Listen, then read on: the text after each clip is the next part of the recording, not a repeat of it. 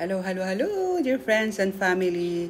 Pagpasensyahan nyo na aking mukha, bagong gising lang. I woke up like this. Charot. May konti lang tayong pag-uusapan. Siguradong maraming tatamaan ito. Alam nyo, para sa akin, normal lang mainggit. Kasi syempre, tao nga tayo, di ba? Nakakaramdam tayo minsan ng inggit.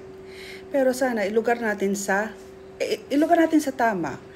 Ako, kumisan, naamin ko, naiinggit ako kuminsan sa kapwa ko. Pero, hindi ako yung klase ng tao na pag naiinggit, gagawa ako ng kasiraan. O hihilain ko pababa para lang ako umangat. So, dapat yun ang mentality na dapat tanggalin natin sa mga naiinggit dyan.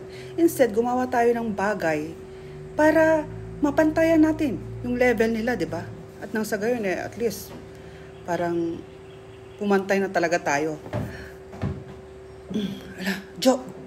Bakit? Aba, may bagong tiyadang yung kapitbahay natin. Uy, yung misis, binilabas yung BM. Sa tingin mo, ano kayang trabaho nila? Baka regional director. Hoy! Sana all. Oh, huwag judgmental ha. Hindi talaga maganda mainggit sa kapwa.